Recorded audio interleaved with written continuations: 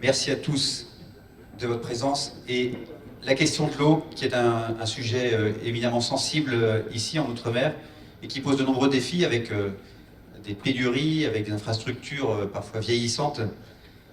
Et avec nos intervenants de ce matin, nous allons voir comment ça se traduit au quotidien, quelles sont les initiatives qui sont portées pour résoudre, résorber et prendre une trajectoire positive et de construction de cette question. La collaboration avec les acteurs privés également, puis nous parlerons de la réutilisation des eaux usées traitées. Vous avez reçu d'ailleurs en début de congrès un guide de l'eau qui a été réalisé par l'ANEL en partenariat avec la SOR, dont on aura un regard aussi tout à l'heure. Pour commencer, je me tourne vers vous, Hélène Fouché. Vous êtes inspectrice générale de l'environnement et du développement durable.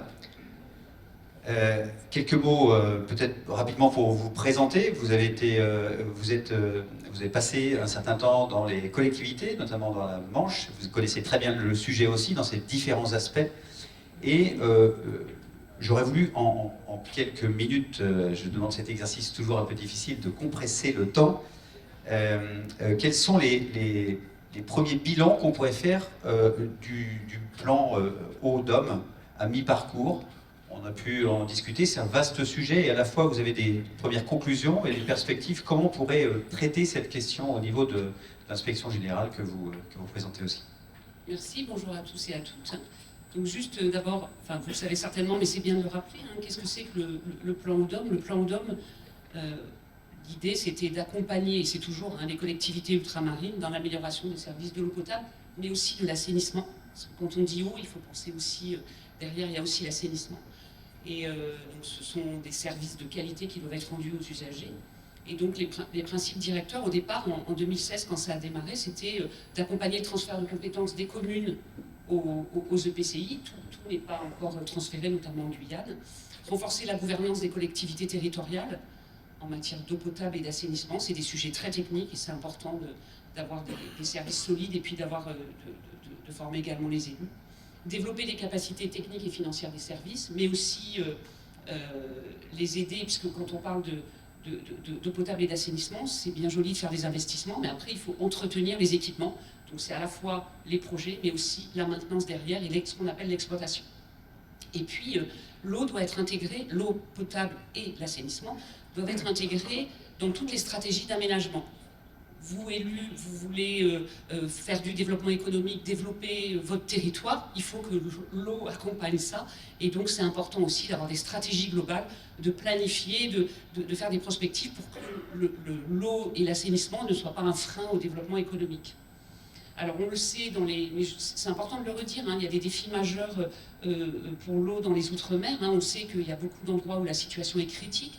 On a un enjeu environnemental, ça a été dit tout à l'heure, et il y avait une belle illustration avec l'idée carrée. Donc on a des territoires vulnérables dans les DOM qui hébergent une grande partie de la biodiversité française, donc c'est important de prendre ça en compte, et quand on rejette des eaux pas propres en mer, c'est pas top pour les coraux, on va dire. On a des enjeux économiques et sanitaires, vous l'avez dit, c'est une destination touristique qui est très prisée. S'il n'y a pas d'eau, ça pose des problèmes économiques, et s'il y a des problèmes d'assainissement, on a des interdictions de baignade sur les plages, et du coup ça entrave cette activité. Et puis c'est devenu un enjeu politique.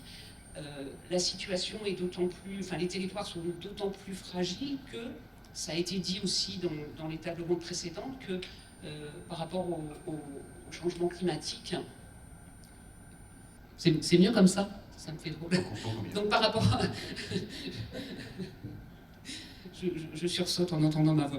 Et donc, alors juste pour reprendre le fil, donc ces territoires sont fragiles, et notamment par rapport au changement climatique. Donc juste quelques mots sur le plan Eau-DOM concret. Le plan Eau-DOM, c'est quoi? Les territoires... Pour poser le micro sur le bon. Pardon. Voilà. Je ne bouge plus.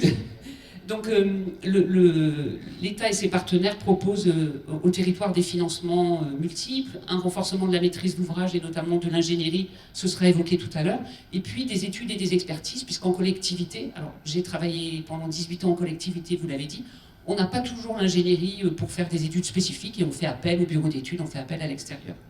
Et donc l'outil qui a été développé, c'est ce qui s'appelle le contrat de progrès, et l'idée c'est d'investir durablement, et en fait, le contrat de progrès, c'est un document prospectif et l'idée, c'est vraiment d'améliorer. On ne mesure pas à un instant T, on mesure je suis parti de tel endroit, de tel niveau et comment. Et l'idée, c'est d'évoluer, de ne pas régresser, évidemment. Et donc, le principe, c'était bien de passer d'un système de financement au coup par coup à un mode de contractualisation avec avec un projet. Et donc, ce mode de contractualisation, c'est ce qu'on appelle le contrat de progrès. En 2023, il y avait 29 contrats, enfin, tous les territoires avaient signé un contrat de progrès, sauf la Guadeloupe hors Marine-Galante, puisque le syndicat venait d'être créé. Mais bon, ça fait partie des objectifs. Juste pour finir, quand on travaille sur un contrat de progrès, on fait un diagnostic, et donc ce diagnostic permet de voir les besoins et de savoir où on avance, comment on se projette sur le cycle de l'eau à l'échelle du territoire. Ça, c'est important. Donc j'ai parlé d'indicateurs, et donc pour chaque contrat de progrès et au niveau national, on peut suivre ces indicateurs et voir l'avancée. Donc entre 2016 et 2022, donc sur les premières vagues de contrats de progrès, on a eu 738 millions d'euros qui ont été mobilisés sous forme d'ingénierie, d'expertise, pour investir dans les infrastructures ou des subventions mobilisées pour les collectivités. Depuis cet été, ça c'est important, on a une nouvelle instruction du plan ODOM. Donc on va avoir les contrats de progrès deuxième génération. Et donc le plan ODOM est enrichi sur des sujets d'actualité, comme l'adaptation au changement climatique, comme l'eau pour tous, comme la politique sociale de l'eau. C'était pas inscrit, mais là du coup c'est important de l'inscrire. Hein. Donc je dis politique parce qu'il peut y avoir plusieurs éléments, mais on parle aussi de tarification sociale de l'eau. Et l'idée c'est aussi d'optimiser l'usage de l'eau, on parle de sobriété, et de développer les usages de l'eau aussi dits non conventionnels. Je crois que ce sera évoqué après. Voilà. Exactement, merci pour ce préambule très intéressant. On va aller de façon très concrète du côté de Marie-Galante, avec vous François Graffin, et puis avec monsieur le maire Jean-Claude Maes, maire de Capesterre. Marie-Galante, sur le sujet très précis, enfin les deux sujets très précis qu'on avait évoqués en préparation, la situation déjà, la nappe phréatique qui est-elle toujours déclarée en sécheresse d'ailleurs, oui. Et puis la question de l'acheminement. Alors je vous laisse peut-être nous dépeindre un peu le tableau, la situation. Oui, bonjour à tous. François Graffin, je suis le directeur général de Caraquero, qui est une société spécialisée dans l'exploitation des réseaux d'eau et d'assainissement, notamment à Marie-Galante. À ce titre, je vais quand même laisser la parole à Jean-Claude Maes, puisque justement c'est au service de Marie-Galante que nous travaillons en tant que délégataire, et puis je compléterai peut-être un petit peu avec les détails plus techniques. Merci à vous tous. Un bon bonjour. Jean-Claude Maes, maire de Capesterre Marie-Galante et premier vice-président de la CCMG, et accessoirement aussi président de la CCDOM. C'est vrai que l'eau à Marie-Galante, je peux dire, on a une chance. C'est vrai qu'on a les sargasses, on n'a pas toutes les malédictions de la terre. On a de l'eau dans la nappe phréatique, on a une eau pure qui est à Marie-Galante, qui est très important. Et on a signé le premier congrès et contrat en 2018. Ça veut dire qu'on était très en avance. Et toutes les analyses qui sortent de nos eaux, c'est pur à 100%. On a même développé une maquette, l'eau Marie-Galante. Récemment, on a distribué pour 1798 enfants d'égout pour pouvoir boire l'eau de. On peut donner le nom de l'eau, c'est de l'eau pays, c'est ça? C'est de l'eau pays. Il y a un beau bien, je ne sais pas si vous avez un film, et le film, on a un beau petit film qu'on présente vraiment l'eau de Marie-Galante, parce qu'on essaie vraiment de ne pas importer de l'eau en bouteille, le plastique, parce que bilan carbone, plastique, gestion, parce qu'on achetait l'eau en Guadeloupe, on le fait venir par barrage, c'est un coût. Après, il fallait repayer encore et tous les plastiques pour le renvoyer en Guadeloupe. Maintenant, on a développé c'est l'eau pays avec des groupes pour les enfants dans les établissements scolaires et dans les mairies, c'est très important. Nos stations d'épuration sont conformes à 100%. On a exactement, si je me trompe, il va me corriger, 7 forages et 8 réservoirs, et on n'a jamais manqué d'eau. Contrairement à mes amis de la Guadeloupe, je m'excuse, on n'a jamais eu de trou d'eau à Marie-Galante, c'est important. Par contre, on a le grand problème aussi sur l'eau, c'est sur l'assainissement et non collectif, parce qu'il faut savoir que 70% de l'assainissement est non collectif et non conforme. Il y a un travail énorme à faire, parce que traditionnellement, il faut savoir que les Marie-Galantais habitent dans les pavillons. Ça veut dire c'est très peu des gens qui habitent dans les logements sociaux. Et c'est vrai, le système, il faisait, c'est ce qu'on me dit, un trou derrière la maison pour jeter les eaux usées. Bon, c'est pas conforme, il y a un gros travail à faire. Et quand on a fait la hiérarchie dans les villes, c'est vrai, on n'avait pas inclus là-dessus aussi de réhabiliter tous ces ANC non conformes, parce que je pense que c'est une solution qu'on doit adopter, parce que récemment j'étais en Martinique aussi, et c'est une solution qu'on doit adopter. Il faut savoir aussi qu'on a cette culture à Marie-Galante, il y a beaucoup de mares, il y avait plus de 300 mares. Avec le conseil départemental, le conseil régional et l'office de l'eau, on est en train de réhabiliter les mares. Ça fait une quinzaine de mares, on va recommencer la série. Et la tradition aussi qu'avant de construire sa maison, et à Marie-Galante, il y avait une citerne. Et il y avait une citerne, je ne sais pas si l'ARS est là, mais de plus en plus, on a eu des complications avec l'ARS pour ne pas utiliser l'eau des citernes malgré les filtrations. Je peux vous dire que j'ai fait un stade à Cabester, j'ai mis des bacs d'eau en réserve, j'étais incapable de l'utiliser uniquement pour les WC. Et je pense que l'eau usée, et même l'eau usée, mais l'eau de pluie qui est bien traitée, on peut arroser, on peut nettoyer avec, il faut utiliser parce que l'eau est une denrée très, très rare. Je l'ai dit souvent que peut-être la prochaine guerre viendra de l'eau parce qu'il y a de l'eau abondante, mais qui coule. C'est vrai, on est sous la sécheresse, mais l'eau ne s'infiltre pas. Et c'est ce qui est important. Il faut faire très attention à l'utilisation et de l'eau. Et c'est pourquoi, et nous, à Marie-Galante, c'est vrai, on a cet avantage. On a une bonne gestion de l'eau. Et c'est vrai que je peux dire sans me tromper, le rendement est à 65,1%. Et j'espère qu'en 2024, ce sera encore mieux parce qu'on a une bonne synthèse de travail avec Caricuro. On travaille, et c'est vrai qu'on est en relation presque quotidiennement. C'est vrai qu'on a de la télésurveillance et je laisserai développer. Il y a beaucoup de choses qu'on a mis en place. Et on va signer aussi la nouvelle génération de progrès qui, je crois, c'est en 2027. Merci beaucoup. Peut-être une précision pour ma gouverne et peut-être celle de nos participants. Comment peut-on être en sécheresse alors que vous produisez de l'eau, vous mettez en bouteille, etc. Il y a une subtilité qui peut m'échapper. La réserve est assez importante quand même. Ce qu'on doit faire, c'est rationaliser et quantité d'eau dépensée. Ça veut dire qu'il faut passer à des alternatives comme l'eau de puits, l'eau de mare pour donner aux animaux, pour arroser les jardins. Mais on a de l'eau encore pour 50 ans. Et c'est vrai qu'on travaille beaucoup avec le PRGM aussi, on a des perspectives de forage qui va se faire. On n'est pas inquiet, sauf si vraiment la sécheresse durait 2 ou 3 ans.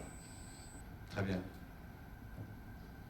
Et pour compléter cette question sur la ressource, qui, vous l'avez compris, est un enjeu très fort à Marie-Galante, je crois que ce qui nous réunit ici, c'est la contrainte du littoral, ou la contrainte ou l'opportunité, parce que ça peut quand même être aussi un atout fort. À Marie-Galante, non seulement c'est littoral, mais en plus c'est enclavé. Et c'est enclavé et puis petit. On parle de double insularité à Marie-Galante, la première insularité de la Guadeloupe et puis la double insularité avec Marie-Galante, ce qui ajoute encore un petit peu plus de complexité à la question de la ressource, puisque la nappe, elle est vraiment contenue dans ce petit caillou, petit mais très beau, de Marie-Galante. Donc sur la ressource, on a parlé du rendement, on a parlé également de la télérelève, qui est une chose qui est déployée grâce aux ambitions de la collectivité. Sur 100% des compteurs, dans 1 an et demi, 100% des compteurs seront équipés.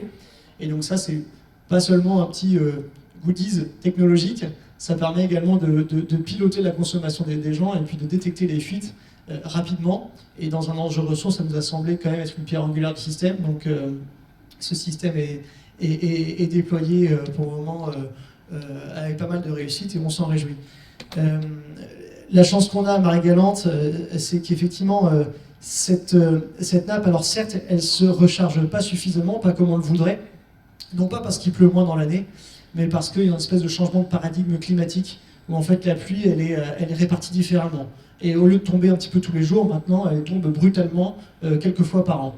Et une pluie comme celle-là, eh bien, le malheur qu'on a, c'est qu'elle ne s'infiltre pas dans la nappe et qu'elle va ruisseler. Et autant si vous êtes au fin fond d'un territoire continental, eh bien, à terme, ça va bien finir par s'infiltrer dans la nappe. Mais à Marie-Galante, en quelques minutes, c'est dans la mer. Et donc, l'enjeu qu'on a à Marie-Galante et sur lequel on travaille avec les CCMG, c'est aussi la réflexion autour de la captation d'eau de surface. Et la chance qu'on a, elle est d'ordre culturel à Marie-Galante, puisque le système de mare, il est ancestral, il est bien inscrit dans les mentalités.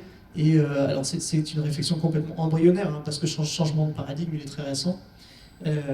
Mais on a quand même l'ambition aussi de pouvoir diversifier la ressource avec la captation et l'utilisation de surface. L'autre enjeu, il est environnemental. Alors vous allez me dire, effectivement, vous avez une tension sur la ressource et pourtant vous incitez les gens à boire de l'eau qui justement manque un petit peu. Alors attention, pas de méprise sur ce point, parce qu'en fait, dans un foyer classique, l'eau de boisson, ça représente entre 0,5 et 1% du volume consommé. Donc c'est très faible. Et à l'inverse, il y a deux points très intéressants à la consommation de l'eau du robinet. C'est un, dans un contexte de vie chère que vous connaissez tous, sachez que le budget d'un Marie-Galantais en bouteille d'eau potable, en bouteille plastique, c'est 800 € par an. S'il se mettait à boire du robinet, ce serait 100 fois moins. Donc là déjà, premier point. Et puis le deuxième point, bien évidemment, il est environnemental. Je ne vais pas détailler les explications, je pense que c'est clair pour tout le monde. Tous ces plastiques, cet apport de plastique tous les jours, on pourrait s'en passer et on essaie de le faire, on a bon espoir, avec donc le déploiement de la marque de l'OPI et puis tout un attirail de communication qui, j'espère, va compléter la démarche et la rendre plus efficace. Troisième point, si j'ai le droit. Allez-y. En 30 secondes. En 30 secondes, c'est parfait. Une chose très importante, alors qui est peut-être pas tout à fait propre aux territoires littoraux, mais qui est quand même importante, et à laquelle on tient beaucoup en tant qu'opérateur de services publics. On est soumis au message politique des territoires, à l'impulsion politique des territoires. Je souligne ce point car, à mon avis, il est quand même la pierre d'angle du bon fonctionnement du système. C'est-à-dire que quand la collaboration avec la collectivité est bonne via des contrats type contrat de progrès et autres démarches ambitieuses, eh bien c'est là qu'on arrive à déployer une qualité de service intéressante. Caraquero à Marie-Galante donc expérimente ça tous les jours. Et il n'y a pas si longtemps en Guadeloupe, l'expérimenter également dans un autre contexte, au soutien du syndicat des eaux, que nous avons été amenés à accompagner en 2020 et 2021, aussi donc dans un type de partenariat un petit peu inédit, hein, qui est une espèce d'accompagnement technique du syndicat, avec pas mal de réussites, une double mission. La première qui était vraiment d'ordre performance opérationnelle, hein, relever les indicateurs de pression, voilà, qui s'est plutôt bien fait. Et la deuxième qui était un peu plus pérenne, de long terme, avec la transmission de compétences vers les équipes. Donc le tout dans le respect du fonctionnement qui a été choisi par le message politique et qui est un fonctionnement public. La transmission des compétences vers les agents en place et la mise en place d'outils qui sont aujourd'hui encore utilisés par les agents. Merci beaucoup. Il y a un autre exemple qui est évidemment très important, c'est, je me tourne vers vous, Monsieur Sapoti, vous êtes maire du Lamentin et président de l'association des maires de Guadeloupe. On a parlé ensemble de l'augmentation du rendement des réseaux. Le micro, c'est celui-ci qui est juste à la droite, si vous voulez. Monsieur Berthaud, merci. Voilà, la question du rendement des réseaux avec la gestion ou la surveillance des casses. Alors c'est un peu ce qui vient d'être dit sur les relevés, mais quelle est la situation pour vous sur ce sujet-là? Oui, bonjour tout le monde et merci pour cette invitation. La situation de la Guadeloupe et le Lamentin qui est la même, et j'ai à côté de moi M. Lachman qui est le directeur de SOR, qui est à la délégation sur le territoire de Lamentin, et il en sait quelque chose par rapport aux casses, puisque sur le réseau, puisque c'est l'un des sujets qui fait qu'on s'appelle régulièrement, même si le maire que je suis n'est pas autorité de gestion de l'eau, mais quand il y a une casse sur la commune, bien sûr, qui c'est qu'on interpelle en premier, c'est le maire. Et c'est le maire qui doit aller chercher la solution. Donc nous avons un réseau qui est fuyard, 60% de pertes sur le réseau. C'est énorme. 60%. Quand M. Lachman émet 100 litres d'eau, eh bien, il nous fournit 40 litres, il en perd, il en jette 60 dans la nature. Avec un réseau extrêmement fragilisé. Ça veut dire qu'il faut être aux aguets sur la pression d'eau. Le moindre petit changement qui pose une variation sur la pression d'eau peut générer voilà, des casses à plusieurs endroits et en fait faire en sorte qu'on peut se retrouver en difficulté très rapidement. Donc la question effectivement, la qualité des réseaux est une question fondamentale et c'est pour cela que et dans le cadre du plan qui est mis en place aujourd'hui, il est question effectivement de refaire le réseau de la Guadeloupe Il est question, bien sûr, d'investir énormément sur ce réseau et une forte participation de l'État, des collectivités telles que la région et le département pour financer la réfection de ce réseau, qui à l'époque était un réseau exemplaire, puisque ça a été le premier réseau parmi les réseaux français qui était les meilleurs et avec la plus grande rentabilité et le meilleur rendement.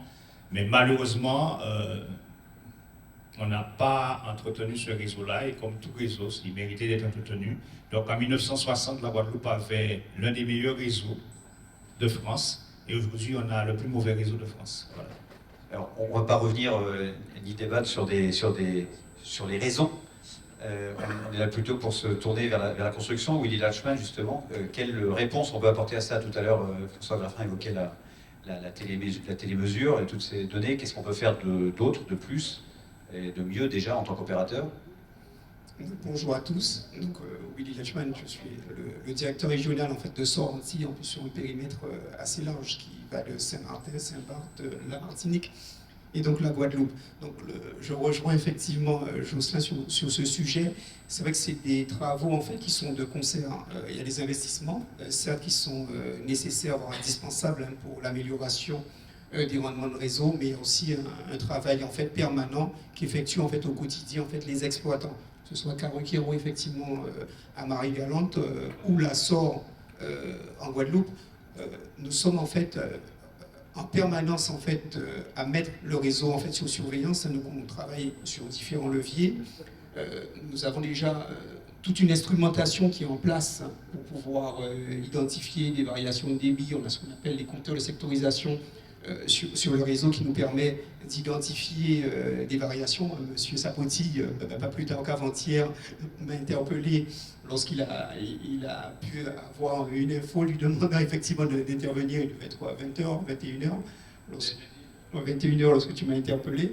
Donc en effet, donc, on a toutes ces infos qui nous permettent de réagir en fait rapidement, d'identifier aussi les zones en fait qui sont fuyantes, parce que toutes les fuites en fait ne remontent pas. Donc il est important, grâce à cette instrumentation, de pouvoir cibler nos interventions. Et pour rejoindre effectivement le discours, en tout cas de Mme Fouché, c'est vrai que nous sommes également, nous exploitants, force de proposition pour pouvoir flécher les priorités, parce que c'est vrai que les investissements sont colossaux. On ne pourra pas non plus tout faire. Hein. Je crois qu'il y avait une évaluation qui avait été faite sur les budgets qu'il fallait en fait allouer. Et on est arrivé à des montants en fait importants. Donc aujourd'hui, nous travaillons avec notamment le SMGEAG pour pouvoir cibler les priorités et pouvoir, en effet, si on prend le cas effectivement du Lamentin, donc il y a un PPI en fait qui est en place. On a identifié les zones les plus fuyardes et pour pouvoir faire que les investissements puissent en tout cas aller de pair avec les travaux d'exploitation.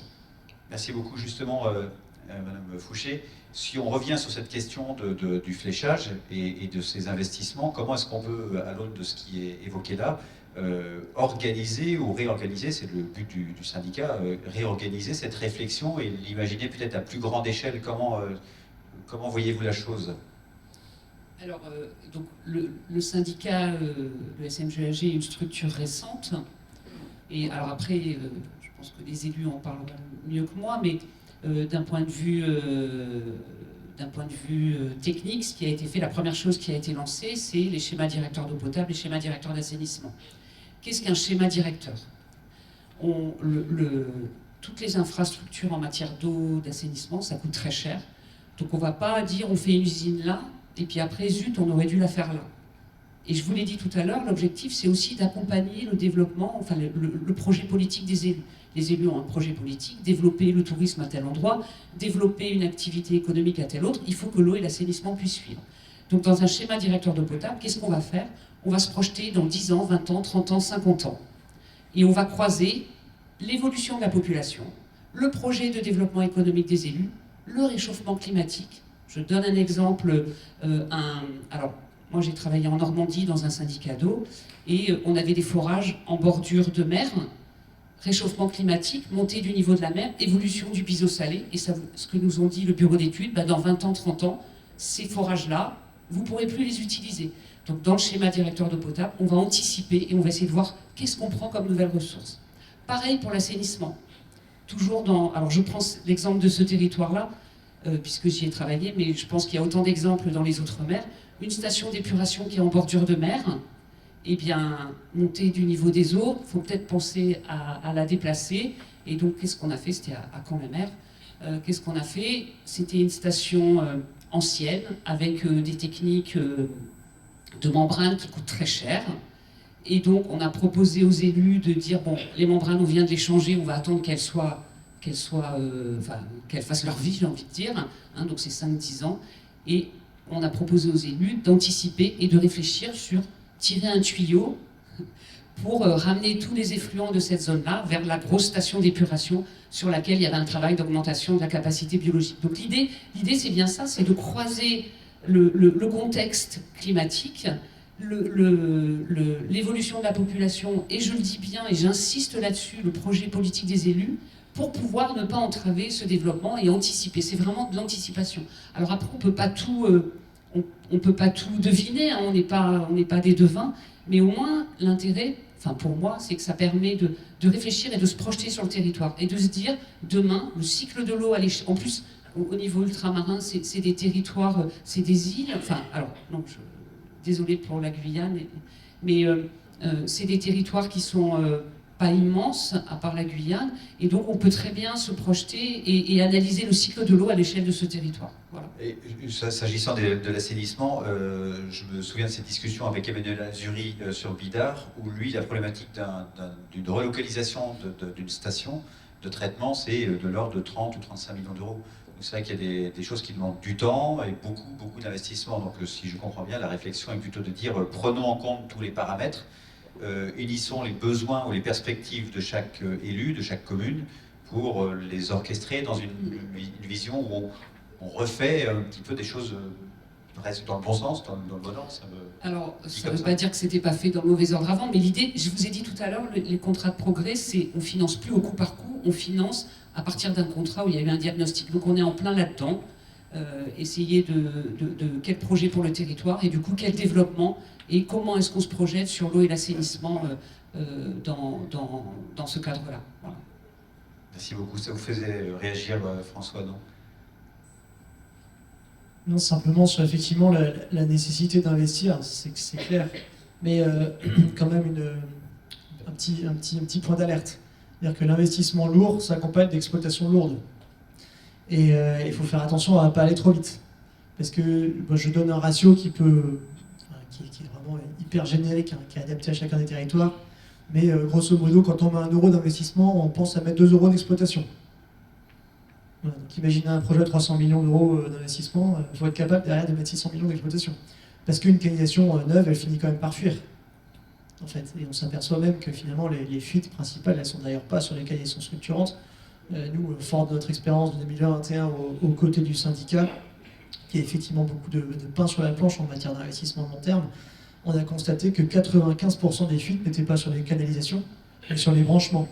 Les branchements, je ne sais pas si vous voyez, c'est le tout petit tuyau avec le tout petit joint et le petit écrou, quoi.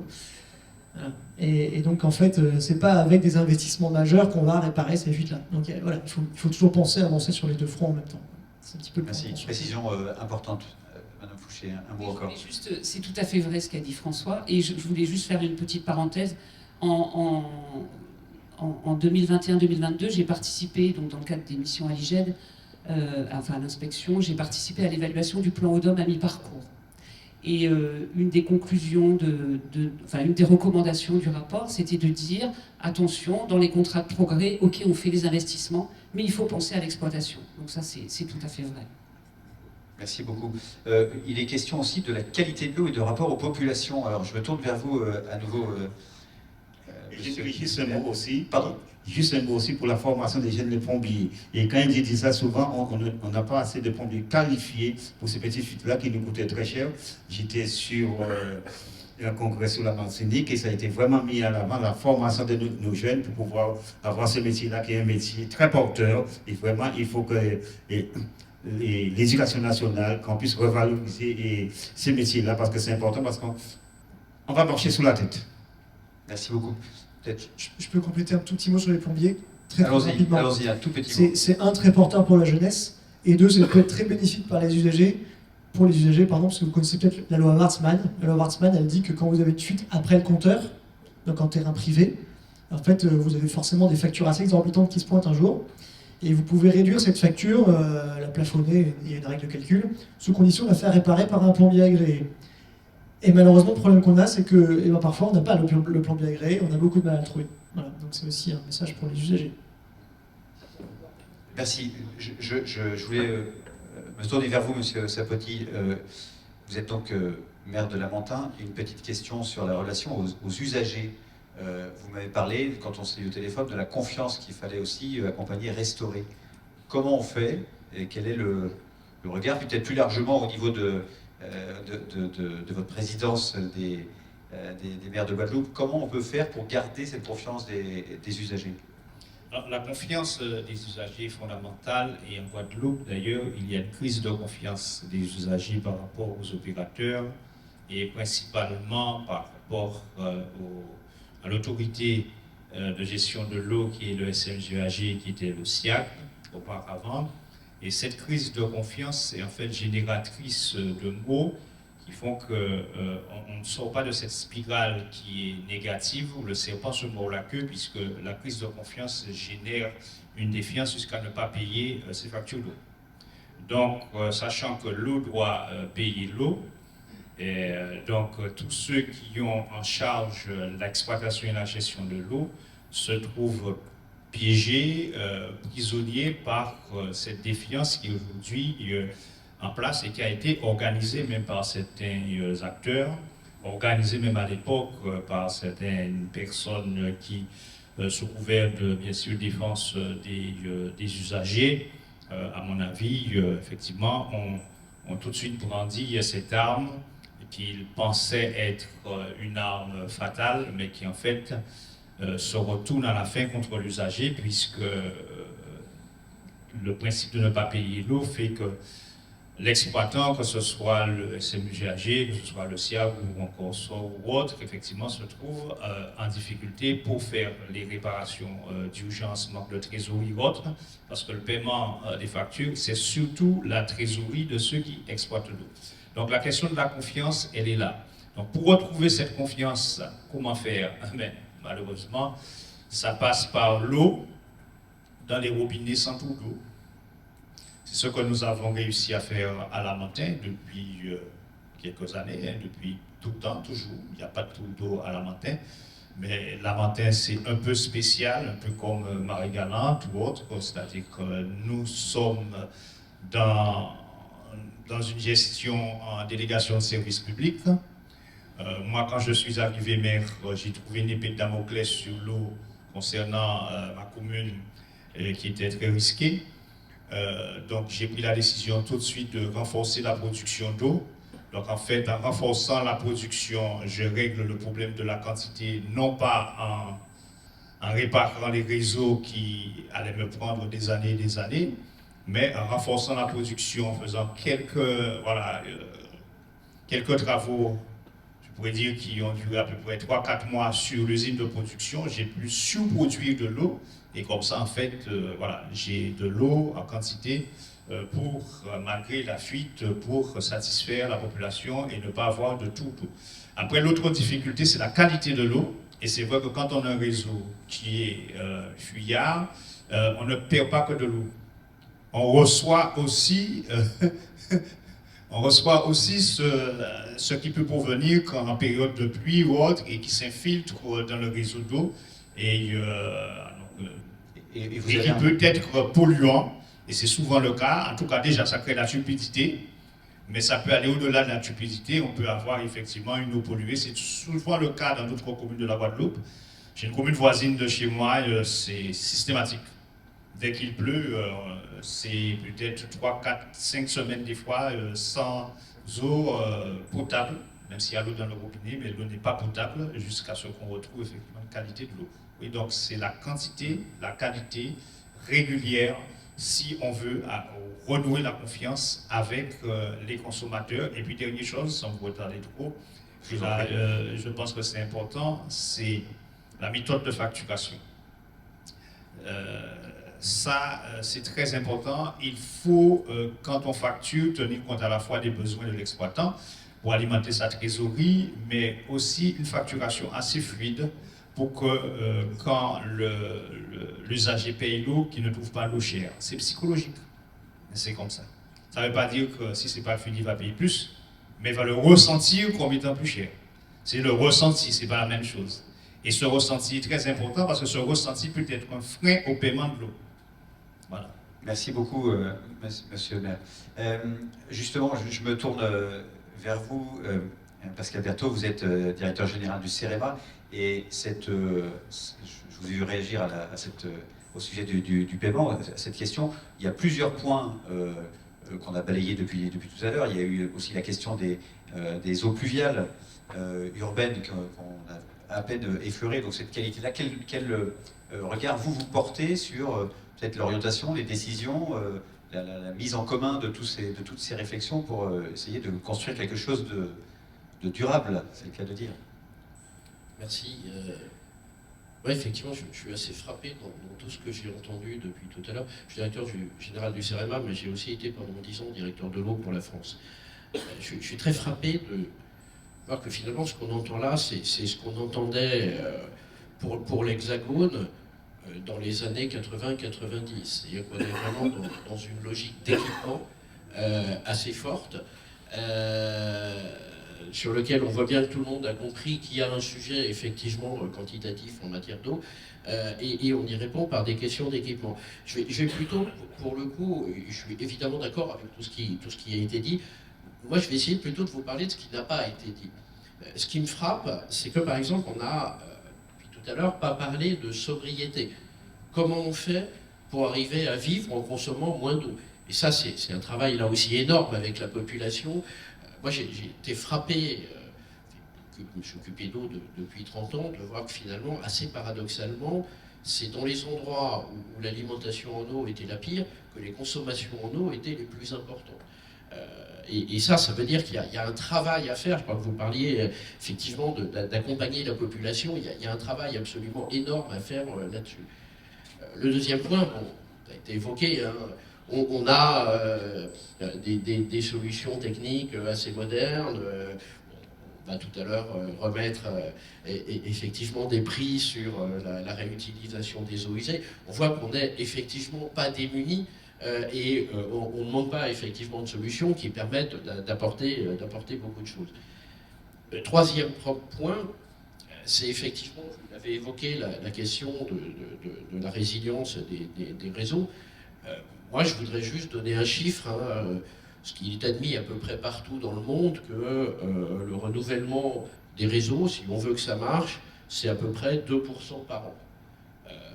Si pendant 20 ans, vous ne renouvelez pas les réseaux, exactement ce que vous avez expliqué, ou 20 ans ou 30 ans, vous faites 2 fois 20, 2 fois 30, et c'est évident que votre réseau, il fuit comme un panier, et donc effectivement, on est vraiment confronté à ce problème-là en Guadeloupe. Ça veut dire qu'il faut arriver, on est dans la gestion de l'eau sur des sujets à long terme, il faut arriver chaque année à pouvoir renouveler 2% du réseau, ce qui évidemment renvoie à la question du prix de l'eau.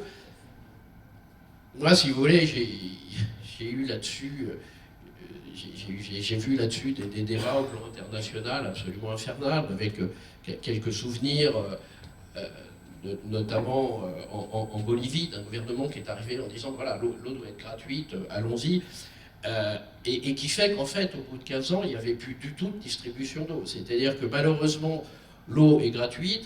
Par contre, les tuyaux, les pompes, l'électricité, c'est payant. Ça coûte même de plus en plus cher, d'ailleurs, hélas. Et donc, la question du modèle économique, effectivement, de la distribution d'eau, elle est, à mon avis, complètement primordiale. Et je suis assez frappé qu'on n'en ait quasiment pas parlé dans la table ronde, alors qu'en fait, c'est le nerf de la guerre. Alors, modèle économique, ça veut dire qu'il faut facturer. Après, évidemment, il faut croiser ça avec un modèle social, il faut croiser ça avec toutes les contraintes qu'on peut mettre. J'ai eu la chance de porter au plan national la loi sur l'eau, la LEMA. On avait eu énormément de débats sur ce sujet-là, et ce qui est vrai, c'est qu'aujourd'hui, la loi permet de faire un peu tout ce qu'on veut. De la tarification progressive, des premiers mètres cubes gratuits. On a aujourd'hui tous les outils pour faire en sorte que, par exemple, en matière d'eau, ce serait quand même bien que les touristes, là on est dans un hôtel, etc., peut-être pas choquant que les touristes payent l'eau 3 fois plus cher que les habitants de Guadeloupe, etc., etc. Moi j'insiste là-dessus parce que, bien sûr, il y a la solidarité nationale, bien sûr, il y a des subventions, etc., mais au-delà de ça, la question de l'équilibre économique en régime un petit peu de croisière des services d'eau, elle ne peut pas être occultée et il faut arriver à trouver cet équilibre économique à partir des atouts. Enfin, je veux dire, chaque territoire est différent à partir des atouts du territoire, mais tant qu'on n'aura pas réglé cette question-là, on peut mettre des centaines et des centaines de millions d'euros, c'est exactement ce que vous disiez, on peut se retrouver dans la même situation dans 20 ans ou dans 30 ans. Qu'est-ce qui aurait autorité pour décréter de passer l'eau plus chère pour les touristes, par exemple? C'est une décision locale? Bah oui, en France, l'eau, l'AEP, enfin, la distribution de l'eau et d'assainissement, c'est de la responsabilité du maire. On l'a d'ailleurs voté un article en ce sens dans la loi sur l'eau, justement. Donc oui, bien sûr. Ça pourrait être en tout cas ça irait dans le sens de la responsabilisation. Pour la petite histoire, ça existe dans beaucoup de pays. Hein. Enfin, c'est pas complètement idiot comme. Enfin, c'est pas exorbitant. Enfin, il y a beaucoup de pays où c'est comme ça. Hein. Bien, merci pour cet éclairage très intéressant. Avant de passer à quelques questions, je souhaiterais accueillir Ludovic Provost, s'il est bien avec nous. Ah, il n'est pas là. Bon, alors peut-être on va lancer quelques questions, je lui donnerai la parole tout à l'heure. Y a-t-il des questions dans la salle pour nos intervenants? D'abord, merci parce que c'était très éclairant, je trouve. Y a-t-il des choses que vous souhaiteriez approfondir? Oui, au fond.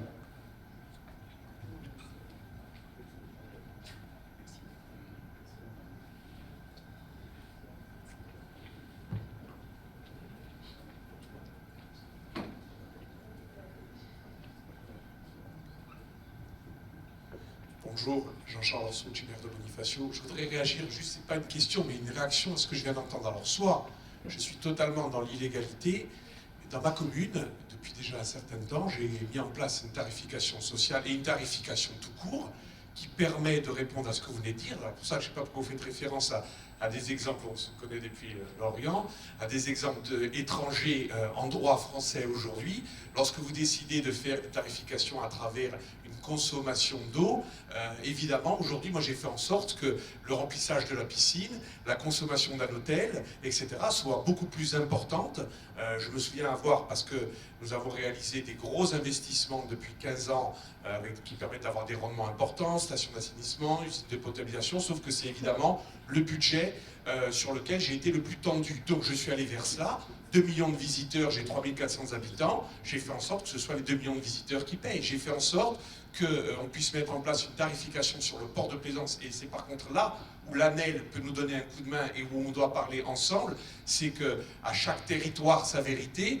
Par contre, je disais encore il y a 2 semaines au Salon des maires au ministre, l'ex-ministre de l'Industrie, qui est mon ami Marc Ferrach, qui me parlait de simplification et d'aider les communes. Aujourd'hui, la stupidité de la non-fongibilité de nos budgets fait que là, on a peut-être un frein. Aujourd'hui, il est stupide de penser qu'un territoire comme la Guadeloupe ou la Martinique, tous ces territoires de la côte atlantique ou méditerranéenne, où nous avons à jouer sur la plaisance et sur le développement de la plaisance, que nos budgets de nos ports de plaisance ne puissent pas demain abonder le budget de l'eau, de l'assainissement, que le budget des parkings ne puisse pas le faire, alors que l'eau est un bien de première nécessité. Ça, c'est une hérésie. Ça, aujourd'hui, il faut que les parlementaires qui sont dans cette salle l'entendent, que l'ANEL exerce son lobbying nécessaire pour que cette règle qui serait que l'eau doit être payée par l'eau est une règle qui semble vertueuse au départ, mais qui en réalité, lorsque l'on retourne sur les territoires,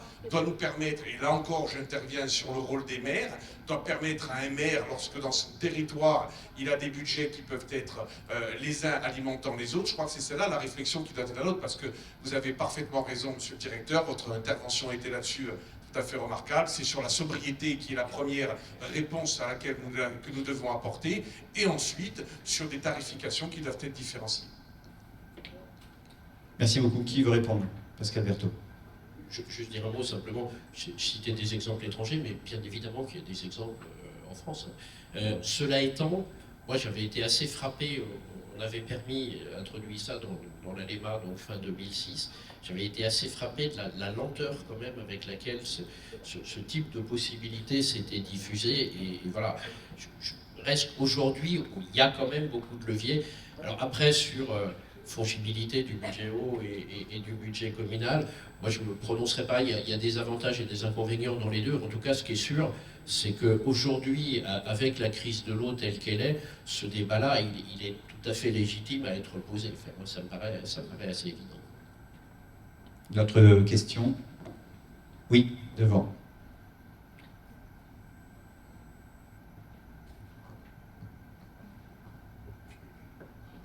Merci. Monsieur Madissouf, maire à Mayotte et président de l'association maire de Mayotte. Je voulais juste poser une question concernant les fuites d'eau en Guadeloupe. Au-delà des fuites, est-ce qu'il y a une problématique de l'eau? Parce que chez nous, comme vous le savez, à Mayotte, l'année dernière, on a eu une sécheresse ou un problème de l'eau, que nous avons eu des distributions d'eau à la population qui a posé aussi d'autres problèmes pour les bouteilles en plastique, pour les ramener ou les stocker. Ma deuxième question, est-ce que sur le réseau de l'eau potable, il y a eu aussi un problème sur le réseau de l'assainissement? Bon, il y a une question qui a été posée tout à l'heure sur le tarif social, parce que chez nous aussi à Mayotte, il y a un tarif social, c'est-à-dire de 1 à 15 mètres cubes, il y a un prix dédié, c'est-à-dire qu'on appelle tarif social. Au-delà de 15, même si la personne est socialement désignée, mais il paye le double. Donc c'est une injustice par rapport justement, si on a une population qui vit à 75% du seuil de pauvreté, donc ça pose énormément de problèmes chez nous. Vous savez, la crise de l'eau à Mayotte l'année dernière nous a impacté beaucoup, surtout sur les scolaires. On avait une journée sur 6 pour l'éducation. C'est énorme, ça fait une perte aussi de l'intelligence des enfants, de l'éducation des gens et de l'inégalité par rapport à l'Hexagone. Donc, toutes ces problématiques de l'eau, c'est vrai, on a eu une sécheresse. Est-ce qu'à Guadeloupe, au-delà des fuites, parce qu'il y a 60% des fuites, il y a un problème de sécheresse ou de l'eau? Mon mari galante, mon cher président, il a la chance d'avoir un stock de 50 ans. Nous, là, à Mayotte, actuellement, ça commence le fermeture d'eau 1 jour sur 3. Merci. Merci pour votre question. Louis Lachman pour répondre. Donc, je vous rejoins d'autant plus que j'arrive moi de La Réunion en fait. Donc je suis en Guadeloupe depuis juillet les 12 dernières années. Donc la problématique sur Mayotte effectivement, donc je la connais parce que j'avais participé effectivement pendant la crise effectivement à aider notamment en fait Mayotte à travers en fait des unités de dessalement notamment. Donc c'est un sujet effectivement en tout cas que je connais bien. Et la problématique effectivement en fait de la ressource et sur ce changement climatique, c'est vrai qu'on l'a pas trop évoqué en fait dans les débats, mais on le subit également en fait en Guadeloupe.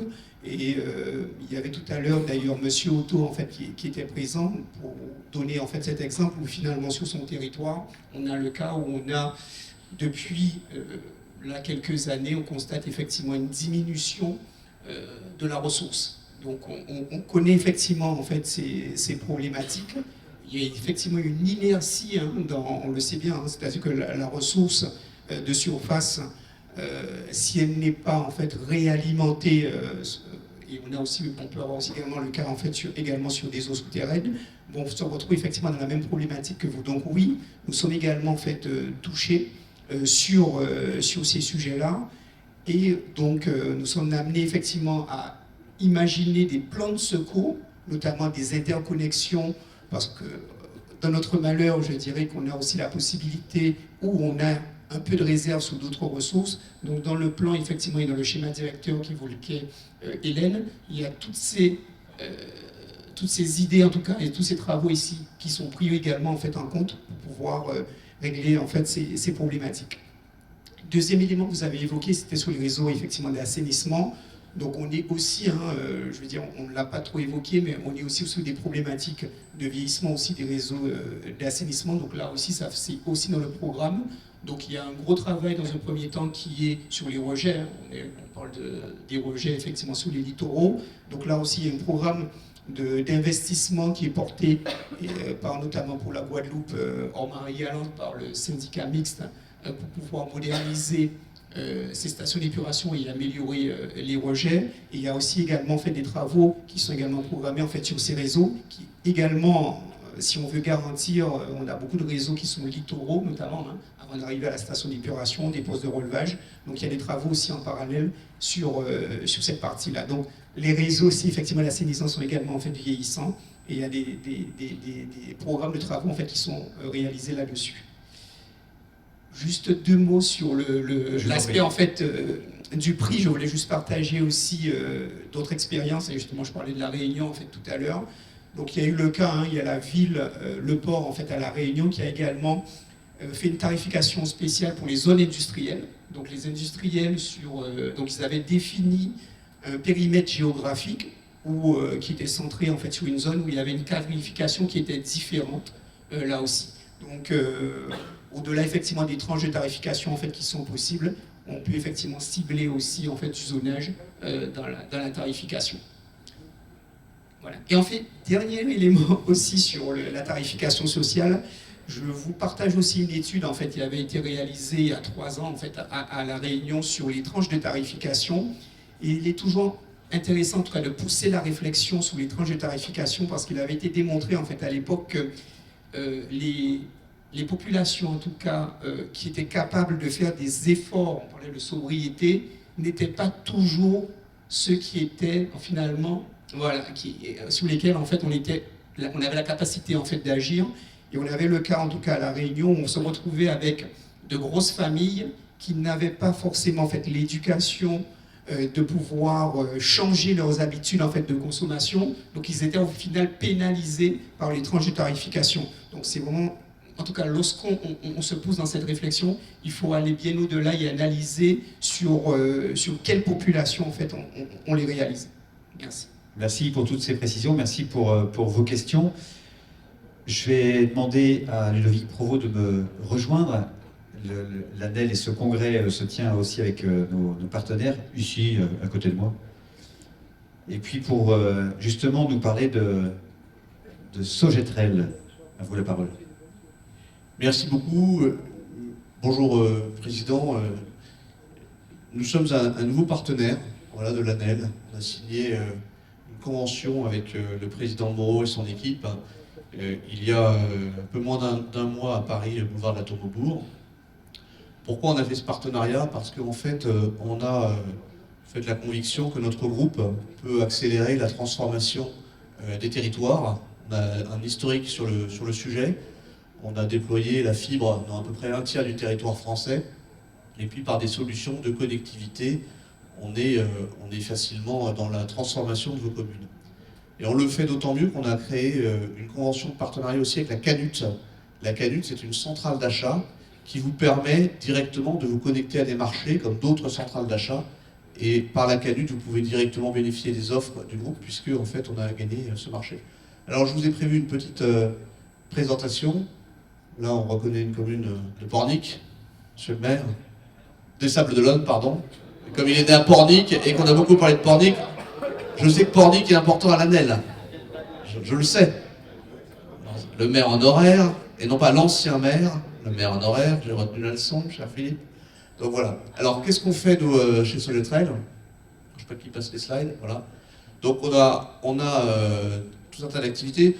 On est acteur au départ sur la téléphonie fixe, la radio. On fait les infrastructures, donc dans les bâtiments, on est des gens du bâtiment. Et puis on fait beaucoup de choses sur la sûreté électronique. On fait de la vidéoprotection dans à peu près 500 villes de France.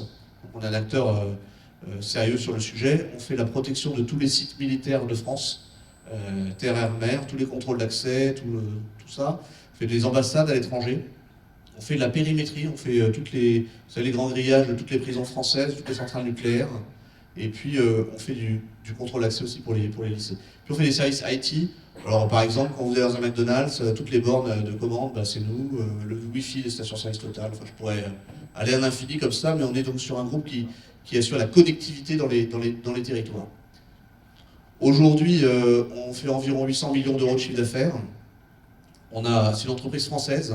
Moi, je fais partie des actionnaires du groupe. Donc c'est un groupe indépendant, français. On est beaucoup à être lié au monde de la défense. Pour ma part, je suis lieutenant-colonel de réserve opérationnelle. C'est pour ça que j'ai fait aussi le lien avec la gendarmerie. Mais on est beaucoup à être lié au monde de la défense et à la mer. Et puis on a à peu près donc 5000 collaborateurs et 5000 sous-traitants réguliers dans toute la France. Vous voyez, sur tout le territoire, on a une centaine d'agences environ. Et des implantations aussi à l'étranger. Et puis vous voyez quelques solutions, vous voyez, pour gérer les flux dans les parkings, pour recharger des véhicules électriques, sur l'IT. Enfin, c'est assez infini parce que à partir du moment, si vous voulez, on a connecté la fibre au territoire, la question qui se pose pour les élus, c'est ok, j'ai payé un réseau de fibre, qu'est-ce que je vais en faire au final? Et tout ce que je vais en faire, ça va, ce que disait le directeur général Berthaud, je reprends ses propos sur la sobriété, parce que tout ça, c'est pour une meilleure résilience, un meilleur contrôle et de ne pas dépenser des ressources qui sont rares, spécialement l'eau dont vous avez parlé. Alors, qu'est-ce qu'on peut faire en général pour le littoral? Et puis je ciblerai sur l'eau. J'ai pris quatre points. C'est toutes les problématiques de stationnement qui sont connectées, savoir si les places de parking sont libres ou pas libres. Alors, quand on est un élu du littoral, un maire du littoral, et qu'on a une population qui augmente, et qu'en juillet, août, ça commence à être saturé, évidemment, il faudra des solutions, parce que sinon les gens sont en surface. Voilà quelques applications. La tranquillité publique, c'est pudique. Il y a quelques années, il y avait encore des sujets politiques sur ce qu'était la vidéoprotection. C'était plutôt une valeur de droite. Et puis en fait, c'est une valeur de tout le monde, parce que la sécurité publique, c'est pas une valeur de gauche, c'est une valeur de droite. C'est une valeur simplement que les gens ils veulent être en paix dans leur commune. Puis vous êtes aussi confronté, alors moi aussi je suis élu local, je ne suis pas maire, je suis que conseiller municipal, donc quand je vous vois ça me donne un peu d'ambition, mais je sais ce que vit aussi mon maire sur la gestion des dépôts sauvages par exemple, sur tout ce qui font les incivilités du quotidien. On n'a pas besoin d'avoir des caméras tous les 10 mètres, mais néanmoins on sait que pour résoudre des affaires, le général Perret en a parlé, quand on a un peu de vidéoprotection c'est plus facile. Sur la gestion de l'environnement, donc c'est tous ces capteurs qui font les capteurs de température, les capteurs de CO2 dans les écoles. Quand il y a eu le Covid, on a été amené à en déployer à très très grande échelle dans tout le pays. La gestion de la qualité des plages, évidemment, le trait de côte, et puis sur les risques naturels, notamment sur les crues, et puis les départs d'incendie. Voilà quelques exemples où à chaque fois, vous avez un choix finalement qui se fait, soit vous déployez du personnel communal pour aller constater quelque chose, gérer quelque chose, soit vous placez des capteurs, mais à ce moment-là, il faut bien les connecter dans une plateforme pour pouvoir l'opérer. Donc je vous ai pris deux exemples. Donc, sur le grand cycle de l'eau, ça va être par exemple la mesure des hauteurs de rivières. Donc, quand vous avez des phénomènes de crue, vous avez des gens qui vont mesurer la hauteur de la rivière, soit visuellement, soit en se munissant d'objets connectés. Donc vous imaginez que si vous pouvez déployer des objets connectés tous les 200 mètres sur une rivière ou sur les points cruciaux, vous améliorez la gestion de la crise, parce que vous l'anticipez, évidemment. Et donc, c'est ce genre d'exemple. Donc l'information des populations, tout ça c'est très très lié à la gestion de la crise. Donc on retrouve aussi ce qui se passe sur le trait de côte. Et puis en amont aussi, le captage, c'est pas mis là, mais le captage de l'eau, et la sûreté du captage de l'eau. Vous savez qu'on a des menaces quand même sur le pays, et quand on sécurise les sources de captage d'eau, on participe aussi à une forme de résilience du territoire. Sur le petit cycle de l'eau, en fait, le sujet a été largement abordé tout à l'heure. Sur le petit cycle de l'eau, c'est tout ce qui va concerner, avant la collecte, évidemment, l'amont, avant le compteur. Donc nous, on installe par milliers des compteurs d'eau. Évidemment, on fait la détection de fuite d'eau. Vous savez qu'on a un réseau, évidemment, qui est difficile. Alors moi, je suis élu en Beauce. Donc en Beauce, c'est simple, il y a des gros villages. Alors, le littoral est un peu loin, j'en conviens. Et il était là, mais il y a plusieurs millions d'années. Mais pour nous, c'est plus facile. Il y a des canalisations qui vont dans des fermes, dans des villages. L'habitat est regroupé. Tout est plat. Toutes les routes sont dans le bon sens. Donc évidemment, ce travail, il commence à être fait, mais il n'est pas fait partout. Et donc la détection, on est beaucoup appelé aujourd'hui sur la détection des fuites d'eau, évidemment, sur l'installation de compteurs, et puis après sur des dispositifs divers et variés. Je ne vais pas y revenir à ce stade.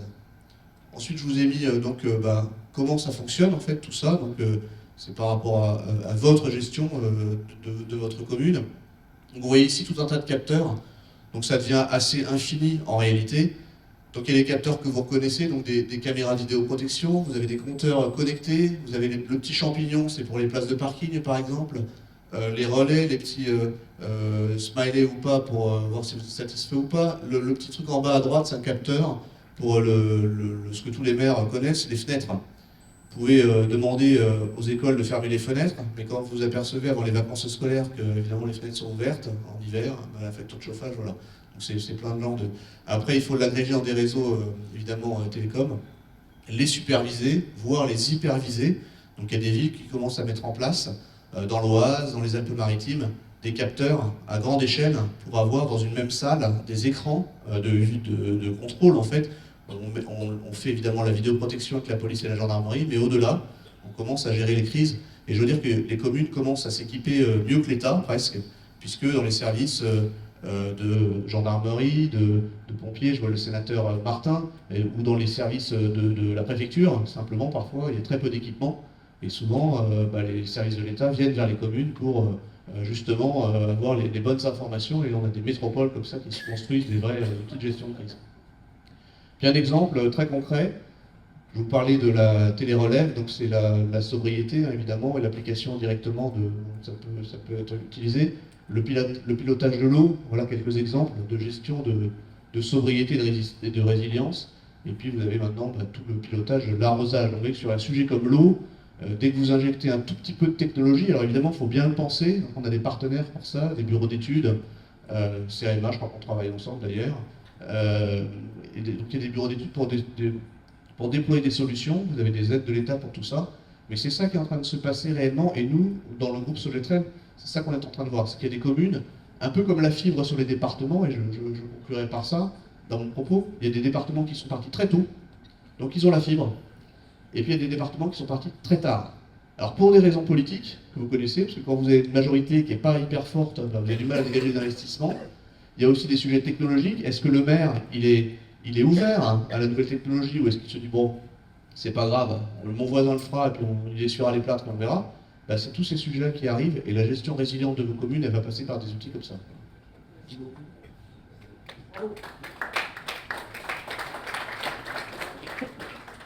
Ah, c'est bon. Voilà, merci beaucoup pour vous, et merci à tous les partenaires de l'ANEL qui rendent possible ce congrès. Merci à vous, chers intervenants. Je vous invite à regagner la salle.